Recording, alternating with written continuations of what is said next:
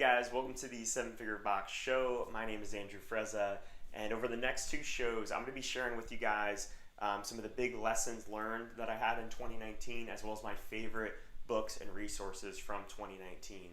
So today's episode, I'm going to be sharing 5 lessons that I learned in 2019. I don't know if these are the only 5 lessons that I learned in 2019, but as I was reviewing the past year, thinking about the past year, these are 5 that really stuck out with me based on the things that I spent my time on over the last year, all the conversations that I had with gym owners through the 7-Figure Box podcast and the Rockstar coaching course, and just seeing the changes in the industry and changes in our gym over the past year. So the first big lesson that I learned in 2019, and this is primarily worth working with other gym owners, is that if your pricing isn't right, very little matters beyond that, okay?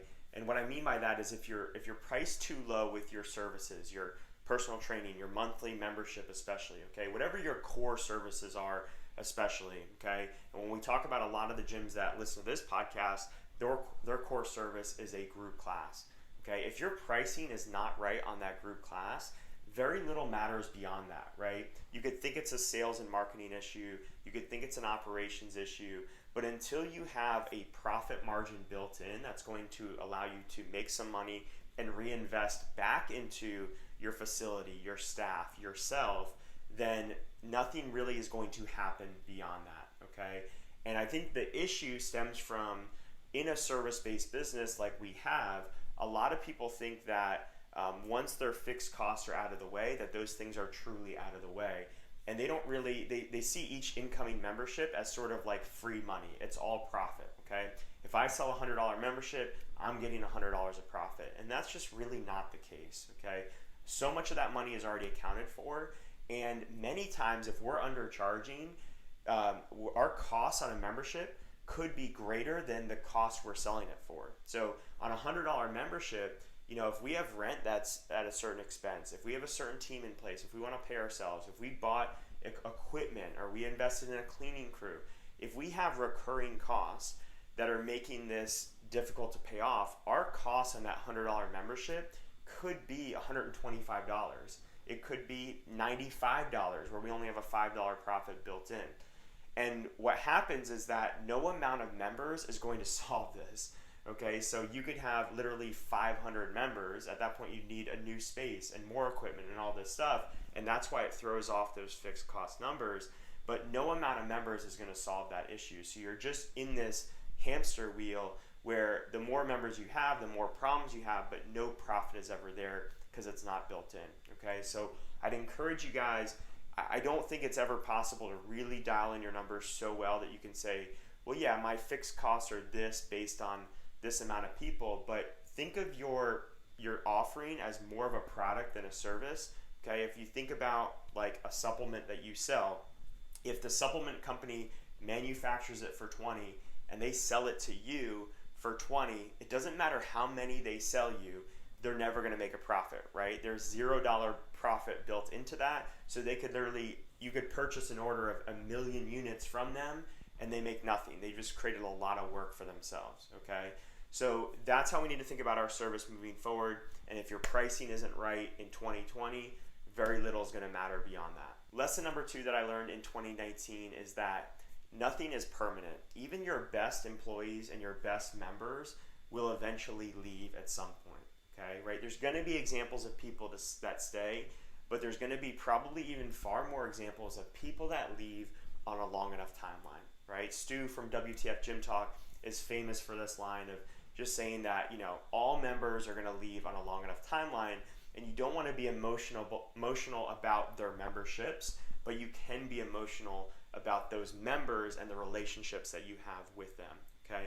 And that's something that really got hammered home for me this year. I think I understood that on more of a surface level or an intuitive level in previous years, but, you know, we've seen a lot of people over the past year that were one-time really great employees for us or one-time really great members for us, that for some of them, they became not so good employees or not so good members, but even others were still good employees and still good members at the time that they left us. And, you know, it sucks to lose those people, you know, and just realizing that, you know, you can never dwell on one person. You know, my tendency is to to look at every situation and feel like, oh man, I could have done this, I could have done that, I could have done this to make this situation better. But I've also had to learn over the past year to take a step back and look at the aerial view, like where, we have over 500 members. Like, are most people happy? Are most people having a great time? What's the kind of feedback that I'm getting as a whole? And I've realized whenever I take that step back that so much more is positive than negative, so much more is moving in the right direction.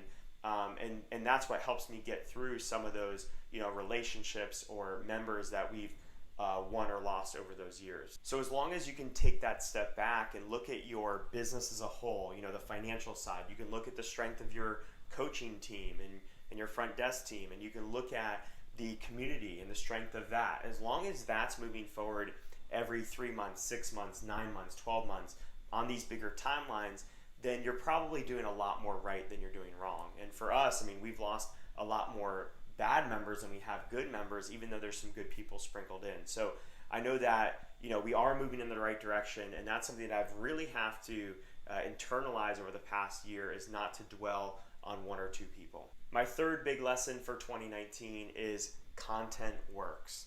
Okay, we've been doing pretty good amount of content for CrossFit Palm Beach basically since the day we opened 7 years ago. So we've sort of seen that content benefit us, but because we didn't go from sort of like zero content to now doing a lot of content, it's hard to say, well, content was the differentiator.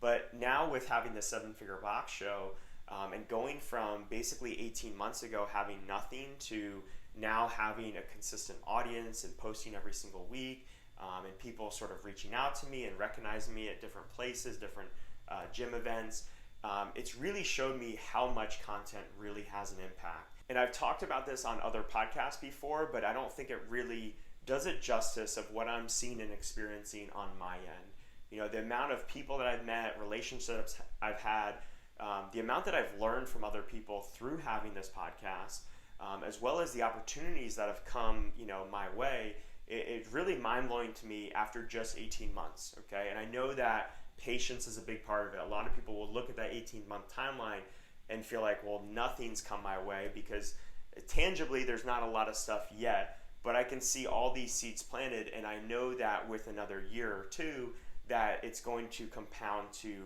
massive opportunities. And it really does amaze me of what's already come my way, and that part of that again is my perspective and seeing that as a positive. But I'm doubling down on content in 2020.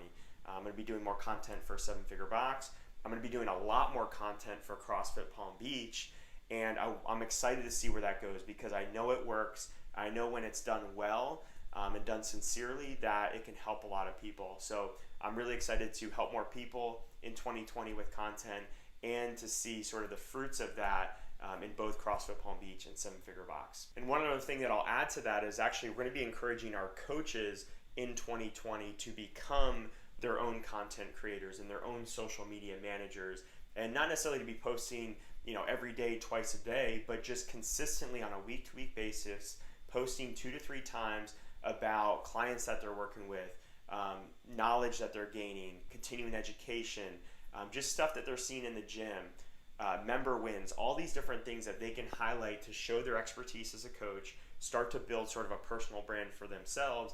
And then CrossFit Palm Beach is then able to share their content and bring them more attention and bring them more of an audience through our larger audience. So that's how we're seeing content in 2020, and I'm really excited to see where it goes. My fourth big lesson from last year was there's going to be ebbs and flows in your year, in your life, in your business, and that's perfectly okay. And that we actually maybe want to seek out those ebbs and flows from time to time and create those ebbs and flows in our life and embrace them, okay? So we just had our second child this past September, and that was one of the big sort of life moments for us that helped to create some of these ebbs and flows throughout the year. But I think that this idea of balance is sort of a myth, right? To me, work-life balance, where I found it to be the most effective, is where I get really immersed in something for a period of 1 to 2 months, and then I switch gears to something else, and in the case of this year, it meant taking several months to really immerse myself in more of the family side and not put so much pressure on myself from the work side, okay? And when I look back at this year, we've had a lot of these ebbs and flows. Really, the first part of the year for us was heavily focused on active life. We hosted the active life workshop. We had our coaches go through the active life immersion, and we were really trying to figure out how can we incorporate movement assessments into our gym on a regular basis. How can we be smarter with our group class programming? How can we create a program for individualized programming and what we call bulletproof programming? And we spent a lot of months on that key aspect of building that into our gym. And then from there, I went into really being thrown back into the business. We lost a couple coaches, so we were hiring a couple coaches, and I was coaching a ton of classes, more than I ever have in the past few years, in addition to trying to hire. And hiring, I've always found, is a very time-intensive process, at least for me. If you guys have better ways to do it, I'm all ears, but I've always found it's a very time-intensive process for me personally. So between those two things, I felt like I was really thrust back into the business, and I had to just kind of put my blinders on. I didn't do a lot of continuing education during that time and just focused on those two roles, coaching classes and hiring. And then from there, once we got our coaches up to speed, we made those really good hires. It seemed like there was just nothing on my plate for a time being. I mean, I had a lot less classes. I wasn't doing hiring. So I went from being so caught in the business to now having all this time. And that's where we shifted gears to going to Iron and Mortar, the Iron Mortar Summit in Portland, Oregon. My brother and I went out there. I was also working with Dr. Sean as a business coach, and he was helping me to kind of step outside the business. And I really feel like we had a good few months where I was able to work on the business, see the bigger picture, and not be so caught up in the day-to-day. And then once that got into September, that's when we had our baby. And right before that, I actually ended the relationship with Dr. Sean, not because anything was bad, but because I knew that over the next few months, in September through the end of the year, I didn't want to be taking too much focus away from family. So I ended that relationship with Sean. It's an expensive coaching relationship, and I wanted to save on that cost, and I didn't want to feel pressured to have to pay for that cost with my actions. So focus on family for those few months, and I'm just sort of now getting back into the groove of January and getting this fresh new year. So I've just personally found that when it comes to implementing stuff, it's better to go all in for a shorter period of time and kind of really embody that side of things, right? So for a couple months, I was embodying really being in the business.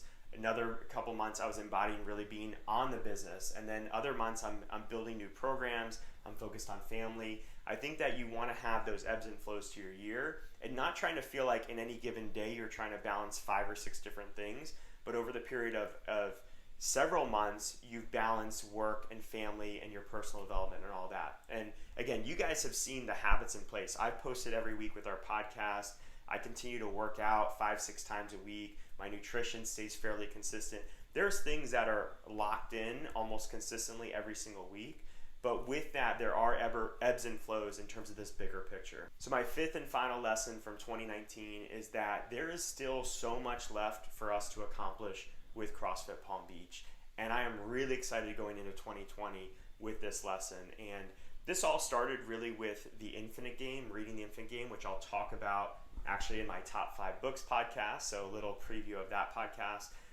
But the Infinite Game talks about, one, the infinite outlook on your nutrition, your health, your business, your family, your relationships. How can we embody this? But also things like rewriting our vision statement, which is what we're doing for 2020, is creating a new vision for CFPB. And through that vision and thinking about that vision, it's really renewed my sense of energy and excitement to work on and improve CrossFit Palm Beach. There's still so many more people for us to help. And the people we already are helping, there's such an opportunity for us to help them on a deeper level.